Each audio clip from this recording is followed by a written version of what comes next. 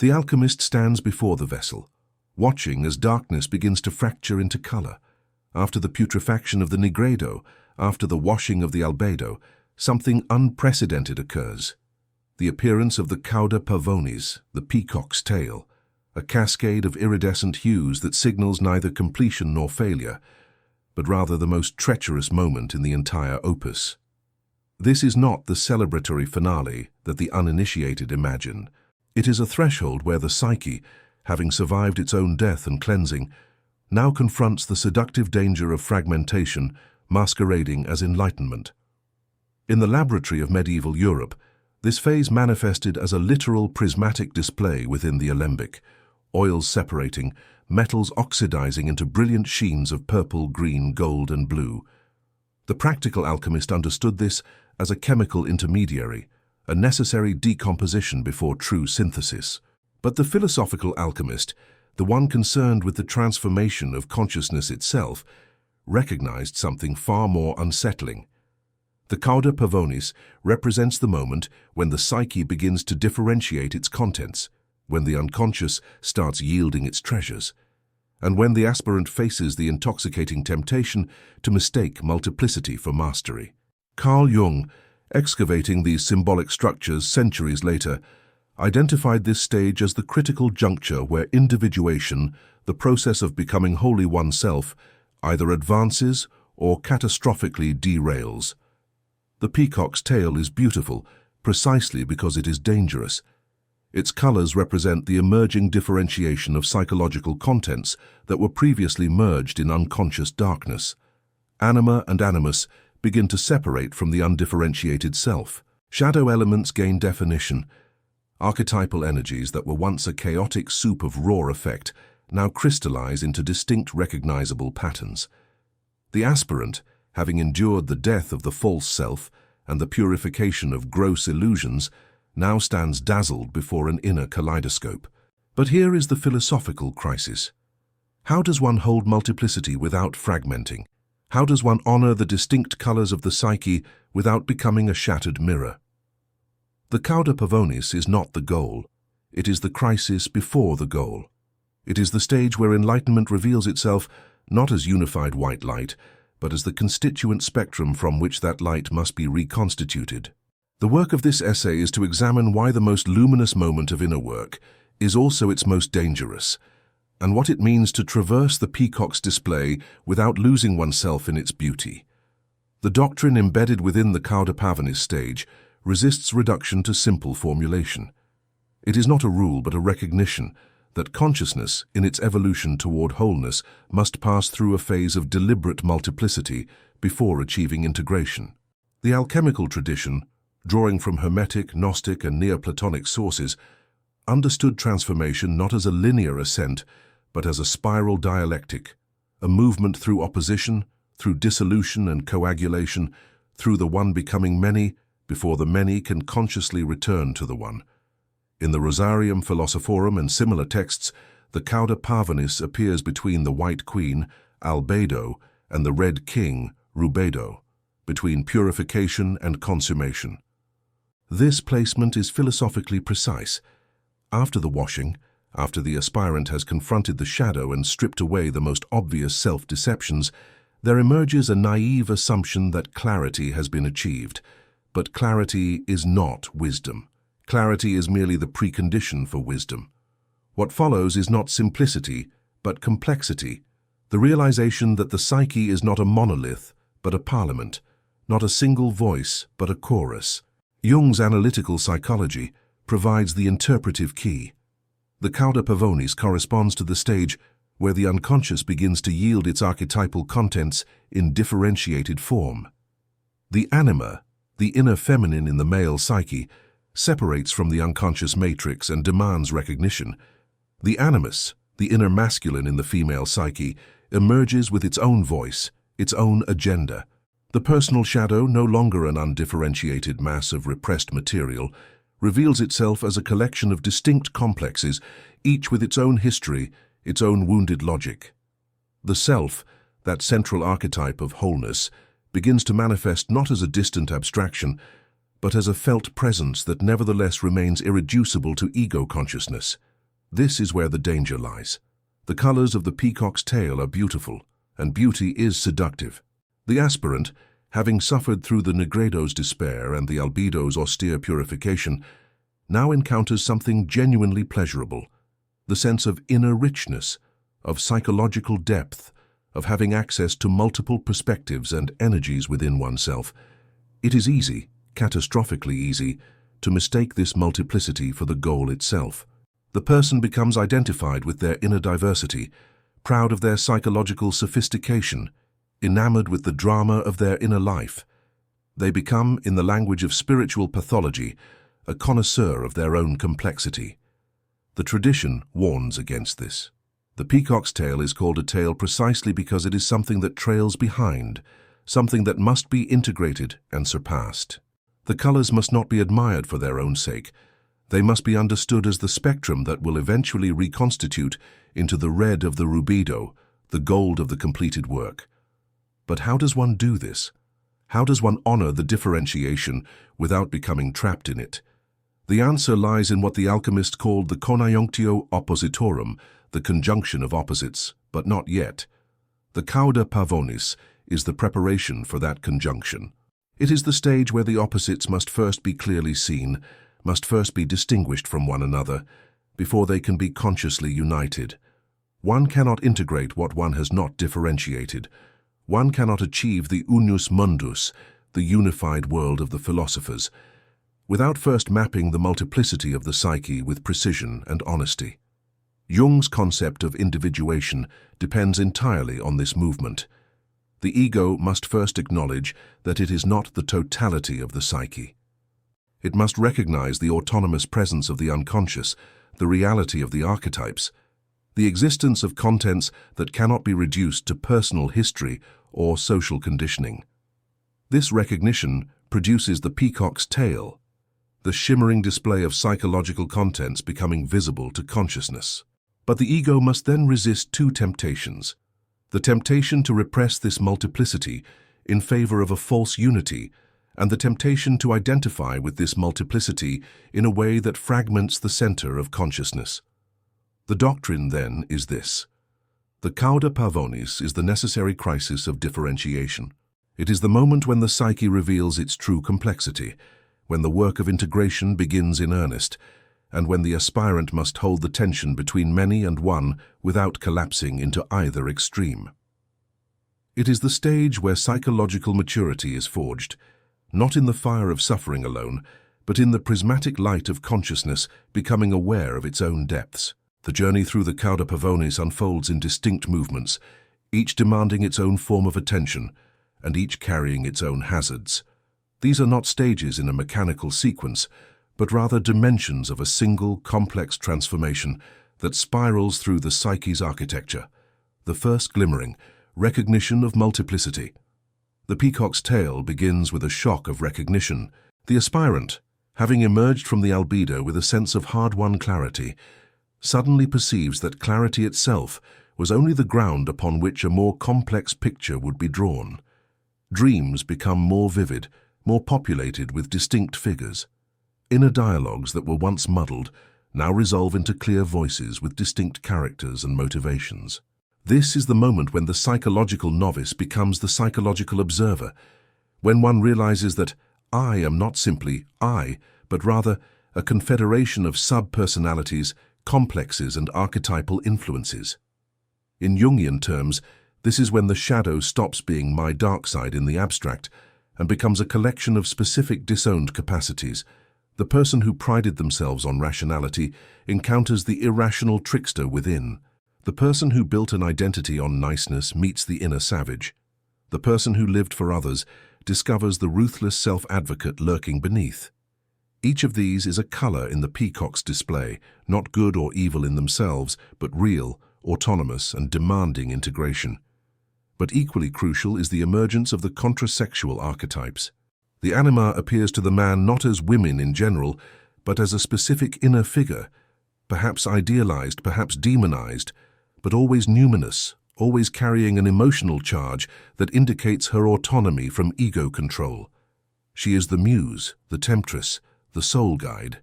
and her presence complicates every decision, every relationship, every claim to rational self-understanding.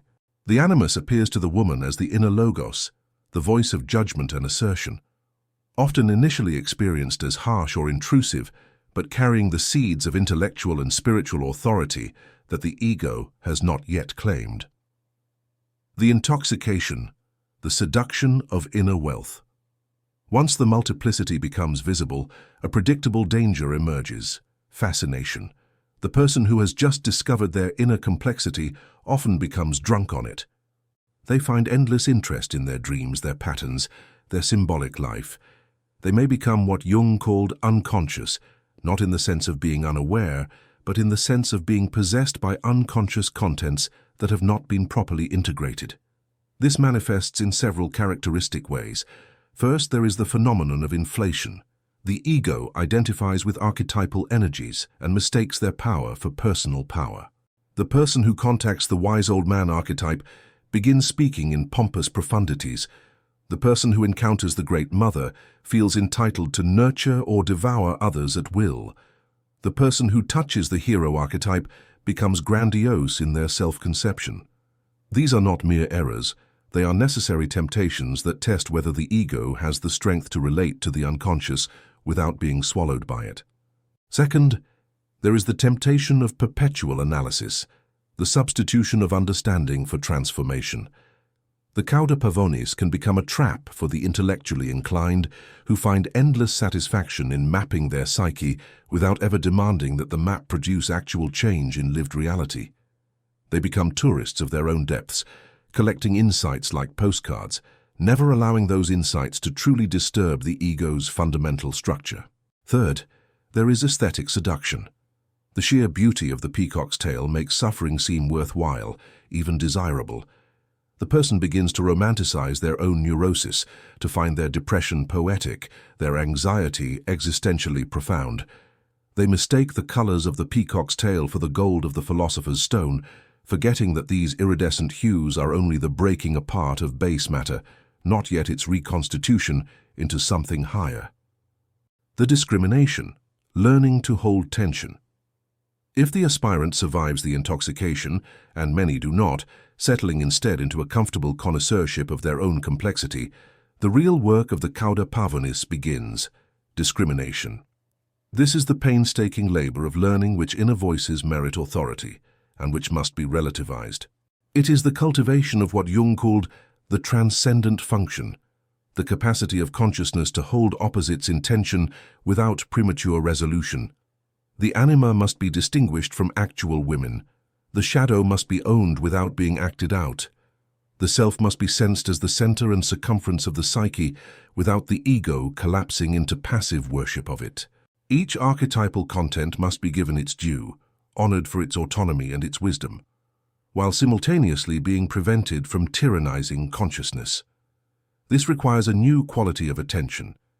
It is not the attention of the scientist, categorizing and controlling, nor is it the attention of the mystic, dissolving boundaries in unitive experience. It is the attention of the artist-philosopher, who can appreciate the distinct beauty of each color, while understanding that the colors exist in service of a composition that transcends them. In practical terms, this means active imagination, the disciplined dialogue with inner figures. It means dream work that does not merely interpret, but engages. It means recognizing when one is possessed by a complex and having the strength to name it, to speak to it, to reclaim the energy it has hijacked. It means the daily ethical work of asking, which voice in my inner parliament deserves the throne at this moment, which must be heard but not obeyed, which must be obeyed precisely because it terrifies me. The preparation for union, ordering the multiplicity. As discrimination deepens, the peacock's tail begins to reveal its hidden structure. What seemed like chaos reveals itself as cosmos. The colors, which appeared random, show themselves to be a spectrum, each in its proper place, each necessary to the whole. The psyche, which felt like a battlefield of competing forces, starts to organize itself around a hidden center that is neither ego nor any single archetype, but rather the self, the totality that encompasses and orders all. This is the movement toward the rubedo, the red work, but it has not yet arrived. The Cauda Pavonis is the last moment before integration, and its final task is to arrange the elements in such a way that integration becomes possible. This is not something the ego can force. It is rather something the ego must allow by getting out of the way, while simultaneously remaining conscious and responsible. The alchemists spoke of this as the appearance of the correct order of elements in the vessel. Jung spoke of it as the constellation of the self, the moment when the archetypes align in such a way that wholeness becomes not just a distant ideal, but a lived possibility. The aspirant at this stage is no longer overwhelmed by multiplicity, nor in denial of it, but rather in a creative relationship with it, conducting the inner symphony rather than being deafened by its dissonance. The journey through the Cauda Pavonis, then, is the journey from unconscious unity through conscious multiplicity toward conscious unity. It is the great middle passage of individuation, where all the elements must be brought into the light and seen for what they are before they can be integrated into what they might become. The crisis of the Cauda Pavonis is not dramatic in the way that the nigredo is dramatic. The nigredo brings obvious suffering, depression, dissolution, the dark night of the soul. The Cauda Pavonis brings something more insidious, the suffering of having too much light without sufficient coherence, too many truths without a hierarchy of truth, too many voices without a discerning ear to listen. It is the crisis of paralysis masquerading as richness, fragmentation disguised as depth. The existential despair of this stage manifests as a peculiar form of vertigo. The person stands at the center of their own inner mandala, surrounded by gods and demons, light and shadow, masculine and feminine, creation and destruction, and cannot move. Every impulse is met by its opposite. Every decision is complicated by the awareness of what it excludes. The person becomes what Nietzsche called the rope over the abyss, stretched between competing truths, unable to commit to either side without betraying some essential aspect of their wholeness. This is the torment of the pluralist consciousness, and it is a distinctly modern pathology. The traditional person, embedded in a single cultural religious framework, did not face this crisis because their multiplicity was already ordered by external authority, by scripture, by tradition, by the unquestioned hierarchy of cosmic powers. But the modern person, having lost or rejected those external orders, must generate internal order from chaos. They must become their own authority, without the inflation of believing they are the absolute authority. This is a nearly impossible task, and the Cauda Pavonis is where its impossibility becomes viscerally apparent. Jung observed that many of his patients reached this stage and could progress no further. They achieved significant insight. They mapped their psyche with impressive precision. They could speak eloquently about their complexes and archetypes, but they could not integrate what they had discovered. They remained frozen in the Peacock's display, admiring the colors but unable to step through them into the unified red of the rubedo. Why? Because integration requires sacrifice. This is the hidden truth of the Cauda Pavonis. To move beyond it, one must die a second death. The first death in the nigredo was the death of the false self, the persona, the ego ideal. The second death required now is the death of one's attachment to psychological sophistication itself. One must sacrifice the pride of complexity, the identity of being a deep person, the subtle superiority of seeing multiple sides to every question. One must paradoxically become simple again, not with the simplicity of ignorance, but with the simplicity that emerges on the far side of complexity. This is where many spiritual seekers fail. They cannot bear to let go of their hard-won insights, their precious self-knowledge. They cannot tolerate the vulnerability of committing to a single course of action when they are acutely aware of all the valid alternatives they are excluding. They cannot endure the necessary blindness that comes with saying yes to one thing and thereby saying no to 1,000 others. They want to hold all possibilities simultaneously, to be everything, to exclude nothing. And in this wanting they become nothing, a paralyzed multiplicity without center or purpose. The despair of this stage is therefore the despair of the person who sees too much and acts too little, who understands everything and accomplishes nothing, who contains multitudes but cannot birth a singular, coherent life. It is the despair of Hamlet, of the intellectual who cannot become the warrior, of the mystic who cannot return to the marketplace. It is the despair of consciousness that has differentiated itself into impotence. The only exit from this crisis is what the alchemists called the fixation of the volatile elements, the decision to ground the multiplicity in choice, in commitment, in embodied action that accepts limitation. It is the recognition that wholeness does not mean containing everything, but rather relating rightly to everything from a stable center. It is the willingness to allow the colors of the peacock's tail to blend once more, not into the black of unconsciousness, but into the red of conscious, mature, individuated being. This second death, this sacrificium intellectus in the service of integration, is what separates those who complete the opus from those who spend their lives as intelligent, insightful, perpetually fragmenting observers of their own existence. The Cauda Pavonis demands not more knowledge but the courage to move beyond knowledge into being. When the crisis of the Cauda Pavonis is successfully navigated, what emerges is not a return to simplicity, but the achievement of a higher-order complexity, what the alchemists called the rubedo, the red work, and what Jung termed the approximation of the self. This is not a final state, but a new capacity, the capacity to hold multiplicity without fragmentation, to honor differentiation without losing coherence, to be many in one rather than merely scattered or falsely unified. The person who emerges from the peacock's tail carries all the colors within themselves, but they are no longer dazzled by them. The shadow remains, but it is known and can be engaged consciously rather than projected unconsciously. The anima or animus remains autonomous, but dialogue is possible, and the ego is no longer tyrannized by demands it cannot understand. The various subpersonalities and complexes retain their distinct voices, but they form a parliament rather than a battlefield, and there is now a center of gravity, an I that is neither the ego's narrow self-concept nor the unconscious's overwhelming otherness, but something that emerges from their conscious relationship. This integrated state manifests in concrete ways. There is a new quality of presence.